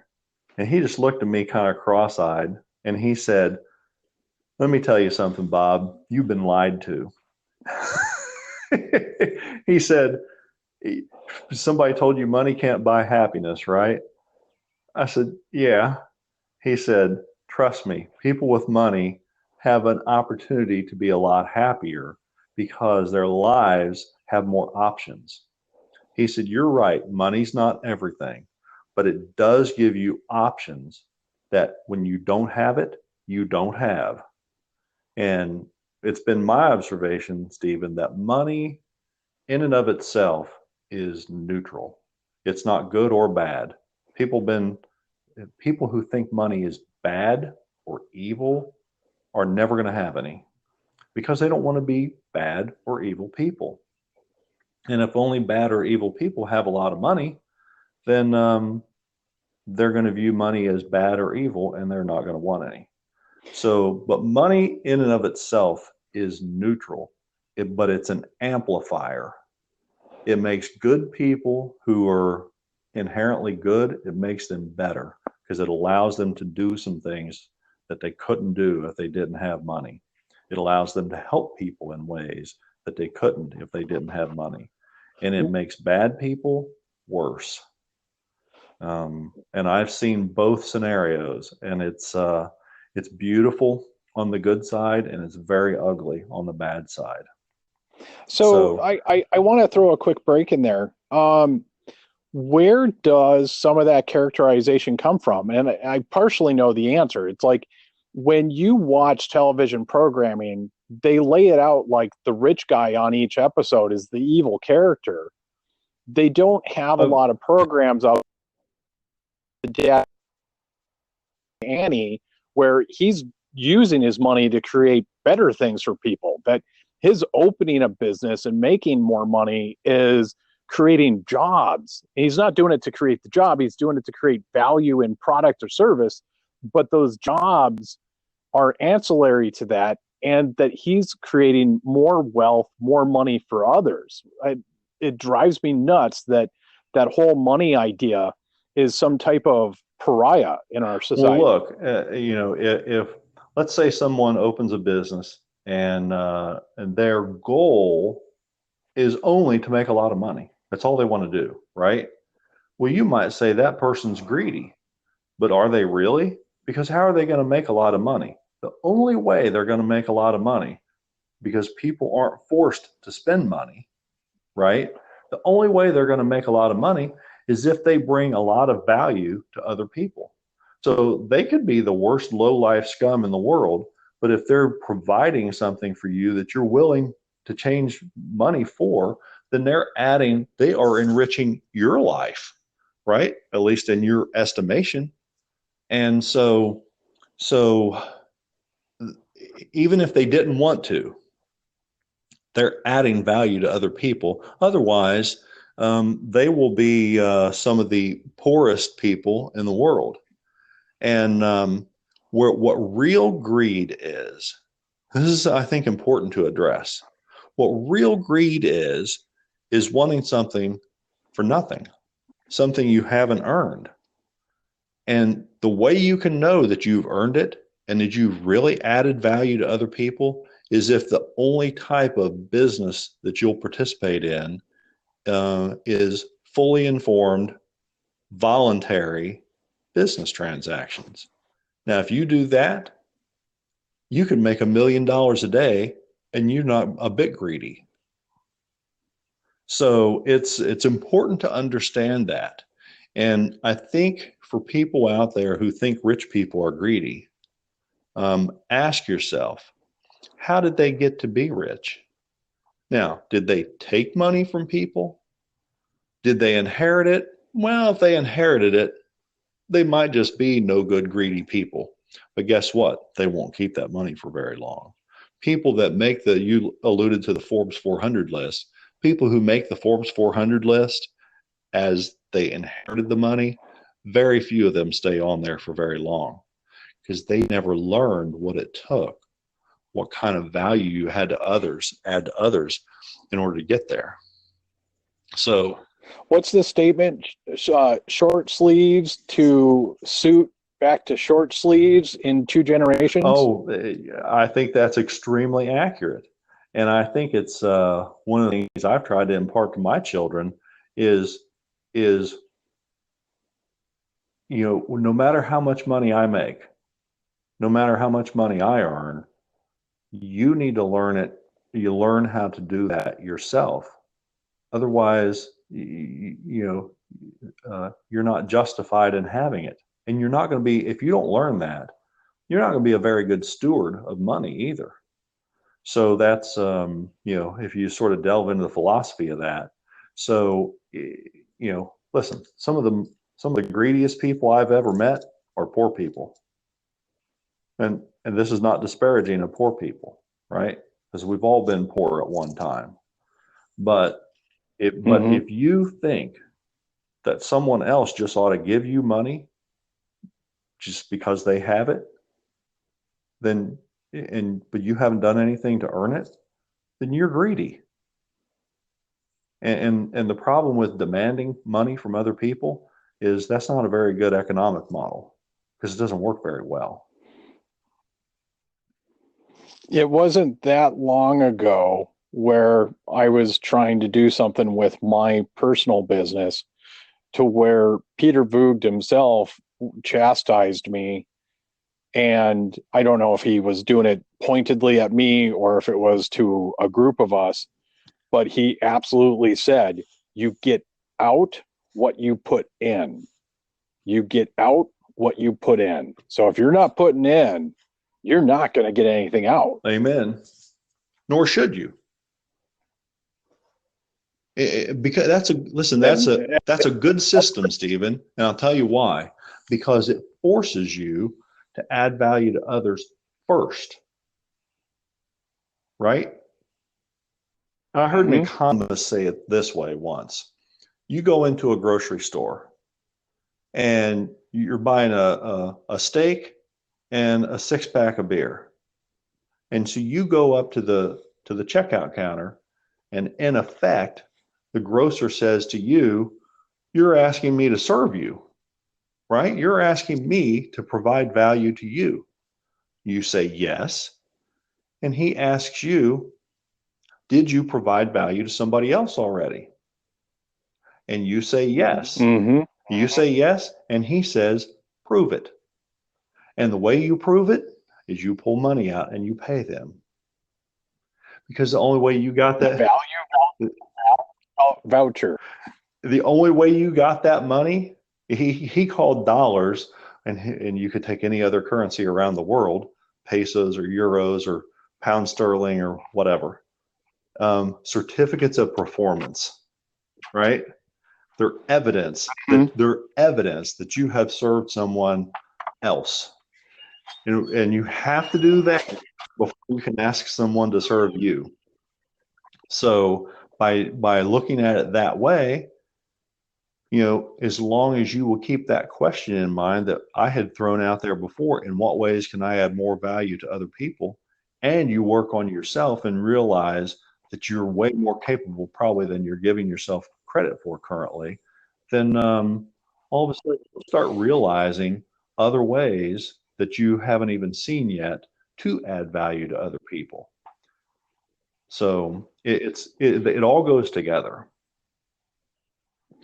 Well, and relationship is a massive part of that, though, that there's value in relationship to be able to make connection. You and I are a perfect example there.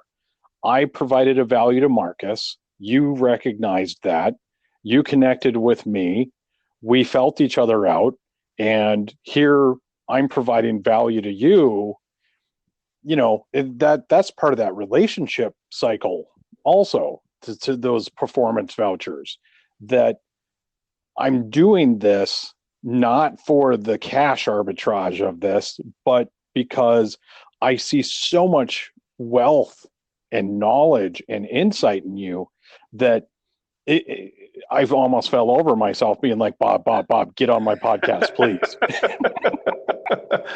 Well, listen, when somebody asks me, and I get asked all the time, to be on their podcast or be interviewed for their blog or whatever, I say yes. And I don't really care what the scope of their podcast is, because I know at some juncture, they're touching someone that the knowledge and experience and life lessons that I've learned will help someone.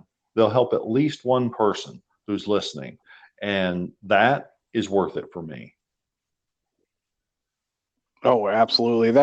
That's part of what always drove me when I was helping adjudicated youths, was I may not be able to get every single one of these kids out of that prison cycle, that jail prison cycle that they're starting to have. But if I can just get 1, 2 to break that cycle and to become massively valuable to society, that my mission was absolutely accomplished. Yeah, I like that. I like that mindset. It's so important to get out of that, of listening to that same radio station that virtually everyone listens to, WIIFM. That's what's in it for me. If you want more for yourself, provide more to others. It will come back to you. You just got to have a little bit of faith, and you've got to go into it with that mindset that I'm going to add massive value. If somebody's paying me $1, I'm going to give them $1.50 worth of value.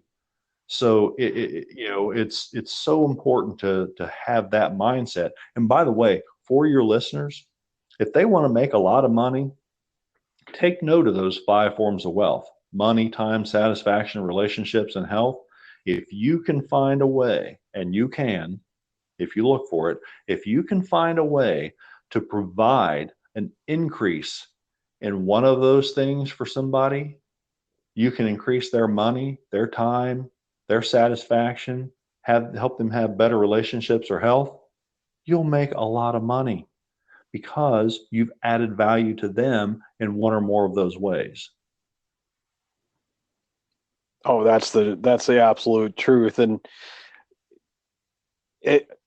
I came from an industry that people saw as predatory, which was the bail bond industry.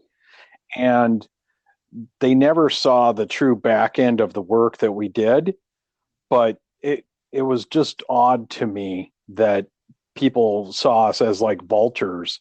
We didn't cause you to go to jail. I didn't cause you to stand in front of the judge. I'm the one that you called on the phone to get out of jail. I'm going to enable you the ability to exercise your Eighth Amendment right under the Constitution. And the iteration of that was that I'm helping you save time, get back to work, maintain your relationships, maintain your health, because that's not going to be something that you're going to have a good time doing in jail. And also to provide yourself with access to money while you're out of jail. So in a sense that we were the gatekeepers, yes, we charge you a commission to get out of that jail, but the iteration and intent of it was to allow you to continue your pursuit of happiness. I like that. I never really thought of it in that way, but it's interesting. I can see that that's totally valid, the point you're making. Thank you. It took me a long time to envision and to really see what bail bonds were all about. And, we can play with that and some of the stuff that you've got going on the next segment that we come into. Sounds good? Absolutely. All right, we'll be right back.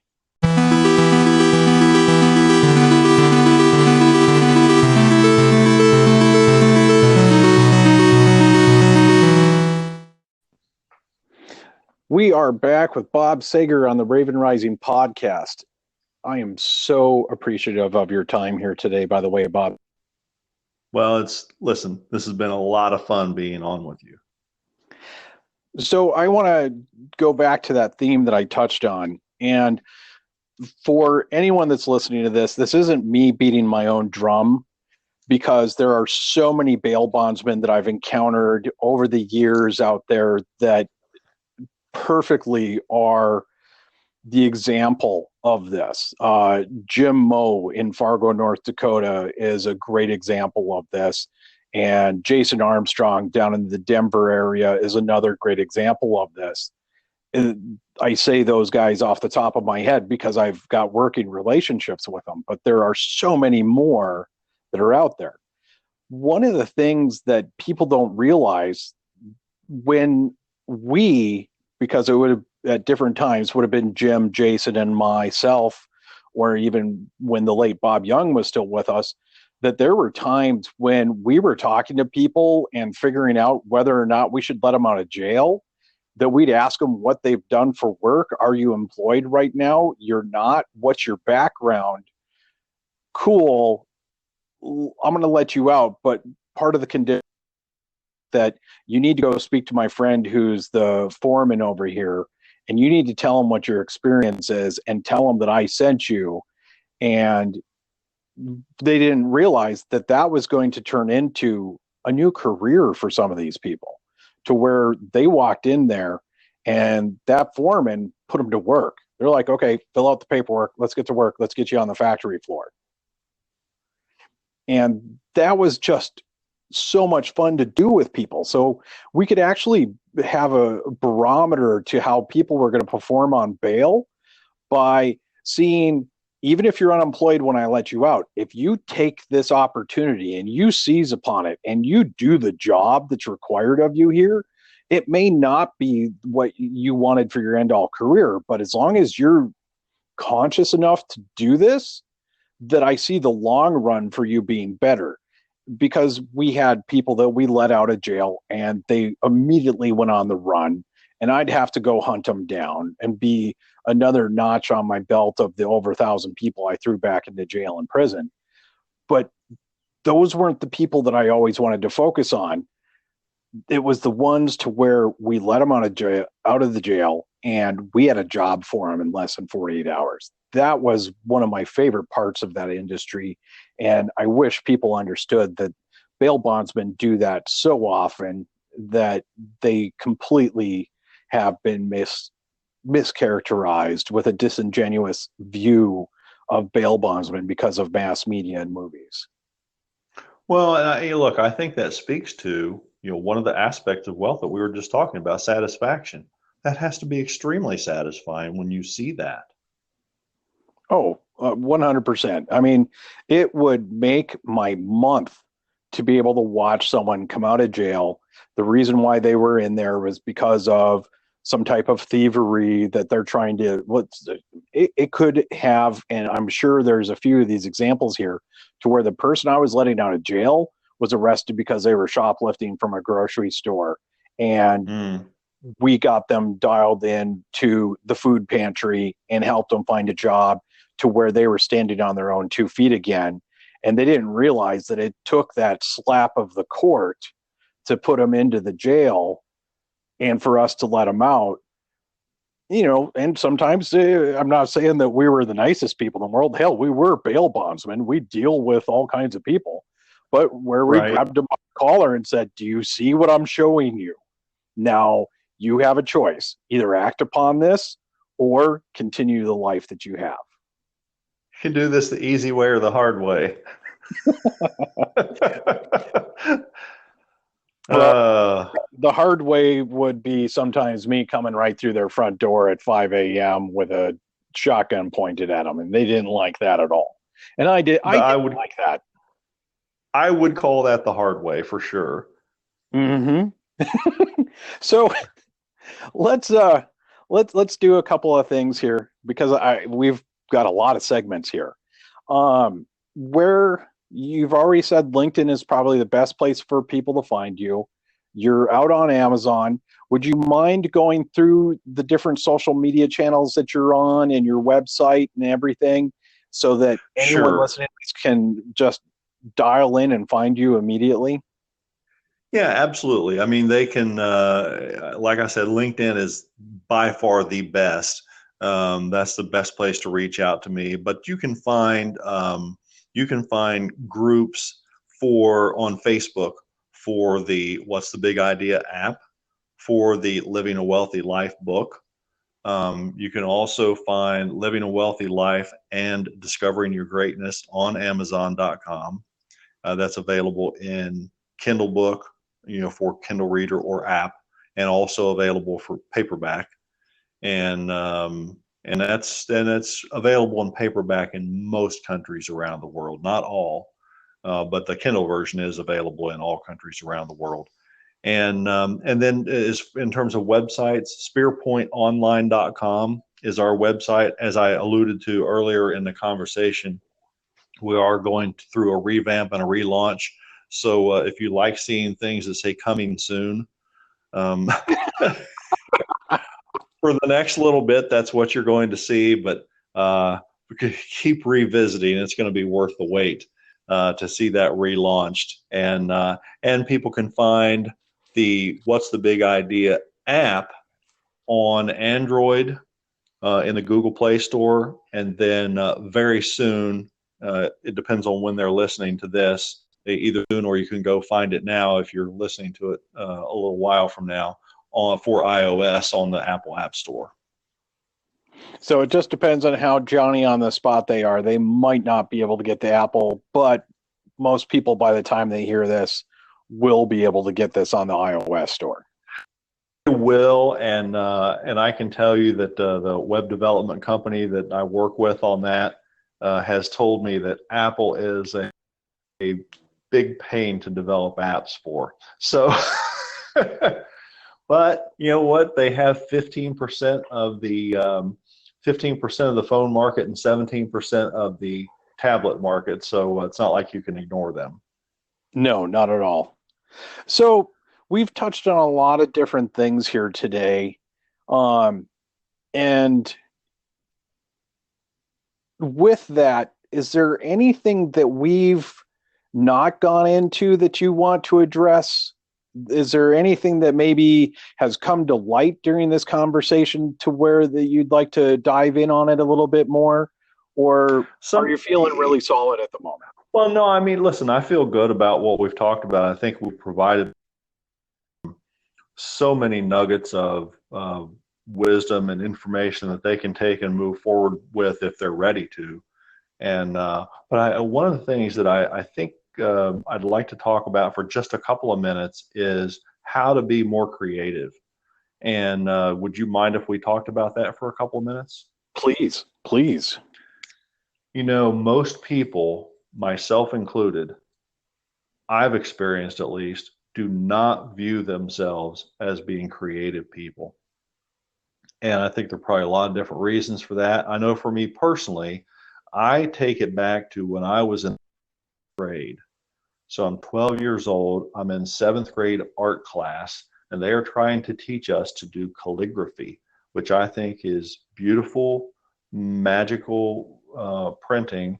And no matter how hard I tried, Stephen, I could not make those stupid letters look right.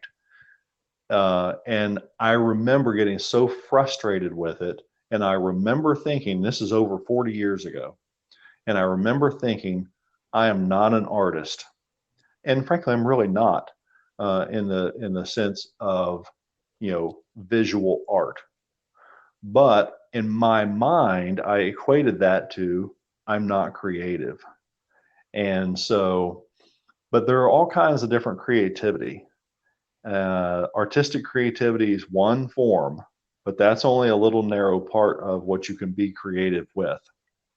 And frankly, people are going to need to discover, or I should say, rediscover that natural born gift that they have of being able to think innovatively and creatively.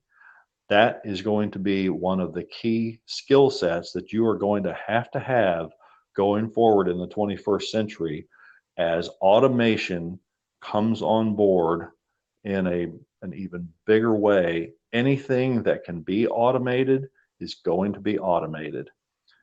You can ruminate about that, you can complain about it, but it's just a reality. And you might say it's not right, but that doesn't matter. It's still going to happen. And so, what are you going to do about it? That's the question. It's not what happens, it's what you are going to do about it. And what you need to do about it is you need to be able to develop, or I should say, reawaken that ability that you have to see invisible solutions to impossible problems. And the way that you do that is by reactivating that innate, innovative thinking ability. And I'll give you one little simple exercise on how to do that and how to jumpstart it. People do not think in words, they think in pictures. And here's a great exercise for you. Even if you have no desire to be an entrepreneur and sell a product, open a business, whatever, even if you don't have any desire to do that, I want you to try this little exercise. And this technique, by the way, is at the heart of the What's the Big Idea app and game. And it's called combinatory play, which sounds complicated, but it's not. All it is putting two things together that have never been necessarily put together before and finding out what third, fourth, fifth possibilities occur to you. And let me give you an idea how this works. People don't think in words, they think in pictures. If I say the word dog, the picture of a dog pops up into your mind, probably a dog that you know. If I say the word car, picture of a word, or the picture of a car pops up into your mind, probably your car. But when I combine those two things together, I combine dog with car or car with dog, all of a sudden different pictures start forming in your mind. I could do the same thing with anything. If I say thread and I say clock, or I say clock and thread, all of a sudden different pictures start forming in your mind. So I want you to pick out just 10 nouns. I don't care what they are. Look around the room you're in when you're listening to this podcast, unless you're driving in the car. Then wait till you park. When you look around and you write down a list of 10 things and you make two columns of 5, and you combine each one of those words with all the others in the list, and you come up with an idea for a new product, a new service, or a new business, I guarantee you will shock yourself at the quantity and quality of ideas that you come up with. And I don't care if you never do anything with those, just the development of that skill is the beginning to teaching yourself how to be a creative problem solver. And when you can creatively solve problems for people, what we talked about in the last segment of helping people increase their money, time, satisfaction, relationships, or health, you will begin to see ways to do that. And those two things really do go together. And that's why we do them both with our company. Beautiful. Love it. That's good stuff, isn't it? I like it a lot. And for myself, that when you said clock and thread, I'm like, well, okay, so here's the passage of time, and here's how I can lay out that thread to the future. Hey, listen, what the beauty, let me tell you what the beauty of this is because everybody has a unique set of knowledge and a unique life experience. And you can look at the exact same words that somebody else is combining together and see two totally different things or three totally different things. And that's the beauty of it is, as Einstein said, imagination is more powerful than knowledge because knowledge only tells you what currently is. And imagination is a preview of the future. It's infinite. Exactly. You just hit so many points to the other guests that have also been on here have spoken to, so that there's just a beautiful synergy there. Well, it's amazing how success leaves footprints, and if you follow those footprints, you follow in the footprints of somebody else, you're likely to get the same destination they are. Well, I hate bringing this conversation to a close, but man, we've been on here for a while now. I'm looking at the clock and I'm just amazed at how fast this went by. I'm just absorbing so much content here, and I hope that everybody else did too. Parting shot, anything that you want. Parting shot, stop underestimating yourself. When somebody says something's impossible, let them accept that for them, but you don't accept that for you. Impossible is an opinion. Don't make that your opinion. Nice. Thank you very much, Mr. Bob Sager. It's been a pleasure having you here. Stephen, it's been a pleasure being on with you, my friend. All right. I'm going to give you a call on your regular phone after this, but everybody find Bob Sager. He is, if you haven't figured out from this podcast yet, a wealth of information, insight, and perspective. And he teased to it and didn't go too far in depth, but he's lived both sides of the life to where he can speak to what it used to be like to what it is now. So again, thank you very much, Bob. Awesome. You're welcome. Bye.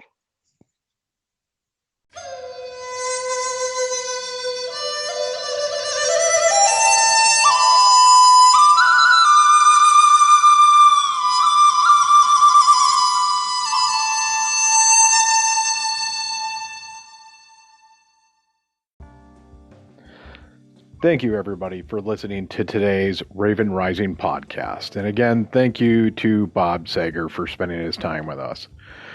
Everybody, please share this with your friends. Interact with us through the Anchor podcast app. You can send us text comments. You can actually record your voice and we can share you in the show and so much more. So find me on my social media. You can find me on Facebook, Twitter, LinkedIn, Instagram.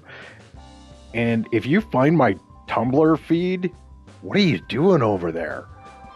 Have a beautiful day, everybody. Spread love and joy somewhere on the planet today.